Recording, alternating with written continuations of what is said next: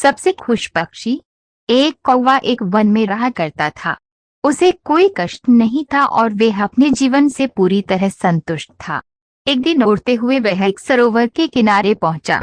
वहां उसने एक उजले सफेद हंस को तैरते हुए देखा। उसे देखकर वह सोचने लगा, ये हंस कितना सौभाग्यशाली है जो इतना सफेद और सुंदर है। इधर मुझे देखो, मैं कितना काला और बदसूरत हूँ। ये हंस अवश्य इस दुनिया का सबसे खुश पक्षी होगा। वह हंस के पास गया और अपने मन की बात उसे बता दी। सुनकर हंस बोला, नहीं मित्र, वास्तव में ऐसा नहीं है। पहले मैं भी सोचा करता था कि मैं इस दुनिया का सबसे सुंदर पक्षी हूँ, इसलिए बहुत सुखी और खुश था। लेकिन एक दिन मैंने तोते को देखा जिसके पास 2 रंगों की अनोखी छटा है। उसके बाद से मुझे यकीन है कि वही दुनिया का सबसे सुंदर और खुश पक्षी है। हंस की बात सुनने के बाद कौवा तोते के पास गया और उससे पूछा कि क्या वे इस दुनिया का सबसे खुश पक्षी है।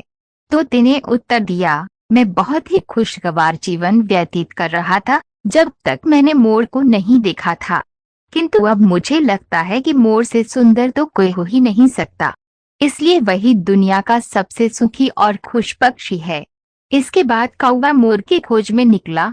उड़ते उड़ते वह एक चिड़ियाघर पहुंचा। वहां उसने देखा कि मोर एक पिंजरे में बंद है और उसे देखने के लिए बहुत सारे लोग जमा हैं। सभी मोर की बहुत सराहना कर रहे थे। कुछ देर देखने के बाद कौवा मोर के पास गया और उससे बोला, तुम कितनी सौभाग्यशाली हो जो तुम्हारी सुंदरता के कारण हर रोज हजारों लोग तुम्हें देखने आते हैं।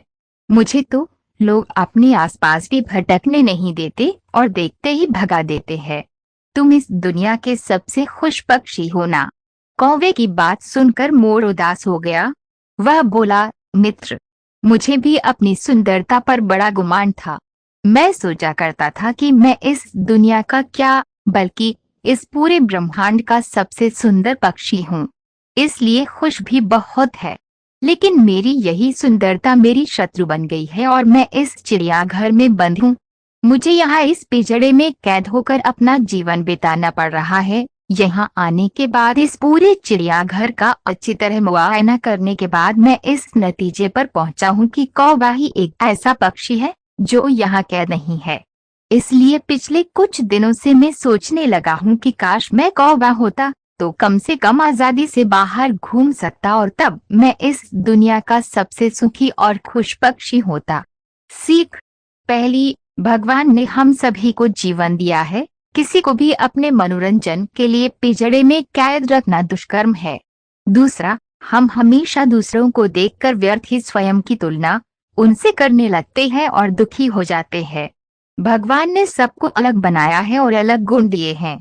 हम उसका महत्व नहीं समझते और दुख की चक्र में फंस जाते हैं। इसलिए दूसरों के पास जो है उसे देखकर जलने की बजाय हमें हमारे पास जो है उसके साथ खुश रहना सीखना चाहिए।